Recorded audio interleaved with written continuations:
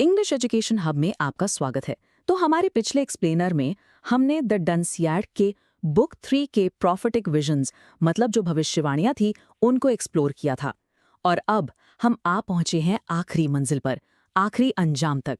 तो तैयार हो जाइए, क्योंकि अब हम अलेक्जेंडर पोप के इस मास्टरपीस के फाइनल एक्ट में डाइव करने वाले हैं।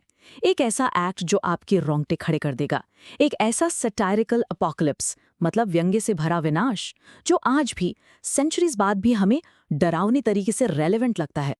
तो चलिए द डनसियाड की बुक 4 में गोता लगाते हैं। ये किताब पोप का कला, तर्क और पूरी संस्कृति के पतन पर एक बहुत ही पावरफुल और तीखा व्यंग है।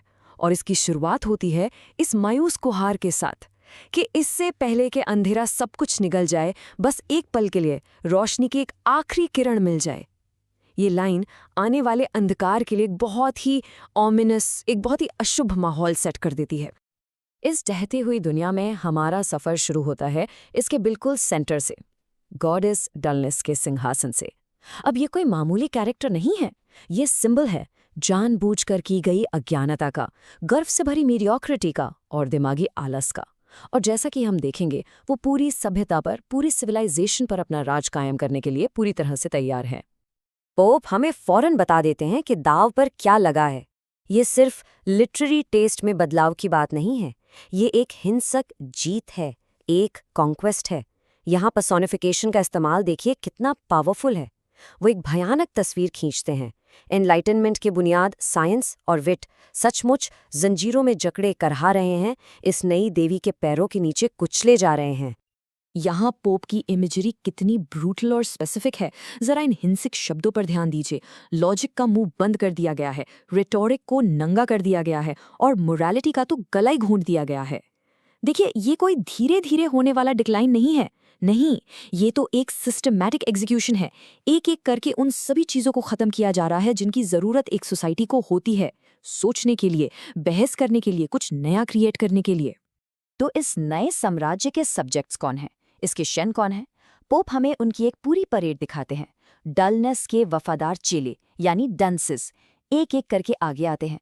हर कोई अपनी बेकार उपलब्धियों को अपनी रानी के सामने पेश करने के लिए बेताब है, और हर एक हमें ये दिखाता है कि ये सोसाइटी अंदर से कैसे खोखली हो रही है। और सिंहासन के पास सबसे पहले कौन पहुंचता है? एक स्कूल मास्टर, जो एक पूरी तरह से टूटी हुई और करप्ट शिक्षा प्रणाली को रिप्रेजेंट करता है।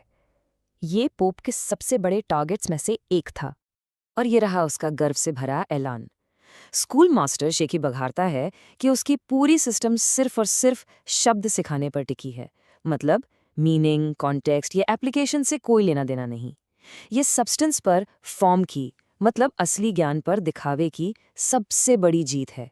और एक बिना सोचे समझे वाली सोसाइटी के लिए ये एकदम परफेक्ट फाउंडेशन है। और यही तो असल पॉइंट है। इस तरह की एजुकेशन डंसेस पैदा करने के लिए एकदम सही जमीन है। ये ऐसे स्टूडेंट्स बनाती है जो रट्टा मार सकते हैं, चीज़ों को दोहरा सकते हैं, जो शायद पढ़े लिखे लगे भी, लेकिन असल में वो खुद के लिए सोच ही नहीं सकते। वो डलनेस के साम्राज्य के लिए आइडियल, आज्ञाकारी प्रजा हैं।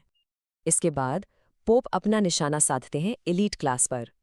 एक ट्यूटर आगे बढ़ता है अपने सबसे कीमती छात्र को पेश करने के लिए। एक युवा रईस जो अभी अभी यूरोप के ग्रांड टूर से लौटा है, जिसे उस जमाने में एक अच्छी एजुकेशन का फाइनल टच माना जाता था। लेकिन ज्ञान और कल्चर हासिल करने के बजाय उस नौजवान ने ठीक इसका उल्टा किया है। उसने हर तरह की बुराई इकट्ठा की है, अपनी खुद की भाषा भूल गया है और घर लौटा है एकदम खाली दिमाग और मॉरली बैंकरप्ट होकर। ये ग्रैंड टूर अपने मकसद में पूरी तरह से फेल हो गया। ये लाइन पोप की अमीर एलीट क्लास की क्रिटिसिज्म को ब्रिलियंटली दिखाती है।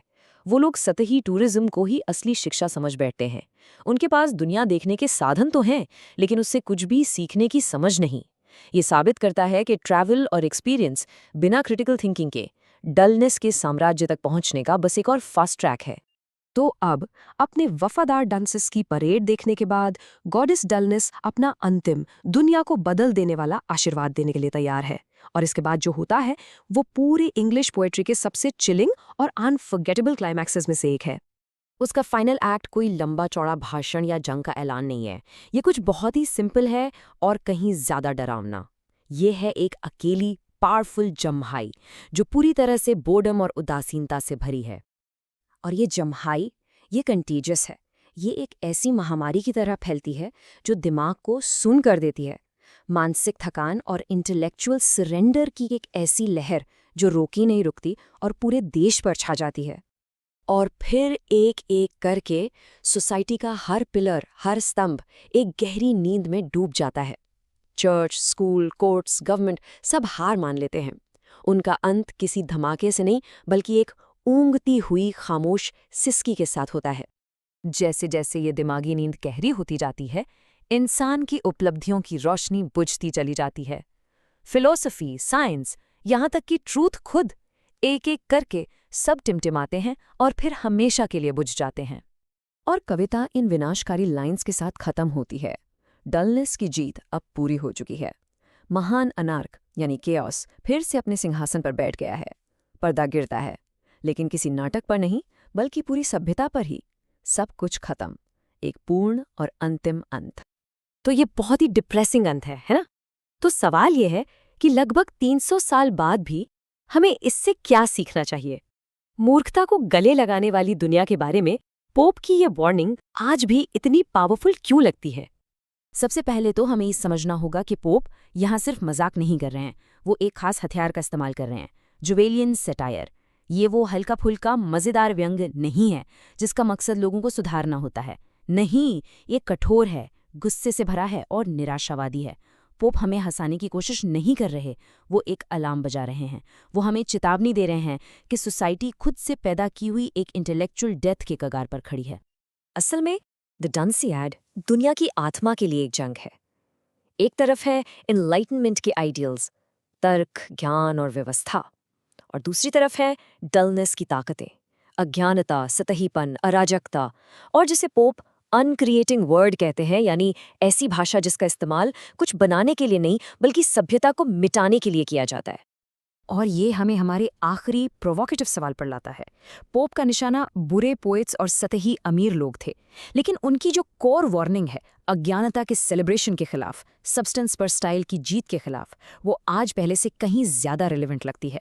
ये हमें मजबूर करती है कि हम अपने चारों ओर देखें और पूछें, मिस इन्फॉर्मेशन और एंडलेस डिस्ट्रैक्शंस के हमारे इस दौर में आज के डंसेस कौन हैं, और क्या वो आखिरी पर्दा एक बार फिर से गिरने लगा है? तो अगर लिटरेरी अंधकार में हमारा ये सफ़र आपको एनलाइटनिंग लगा, तो हमारी दुनिया को शेप करने वाले ऐसे ही मास्टरपीसेस पर और एक्सप्लेनर्स के लिए इंग्लिश एजुकेशन हब को सब्सक्राइब ज़रूर करें। देखने के लिए धन्यवाद।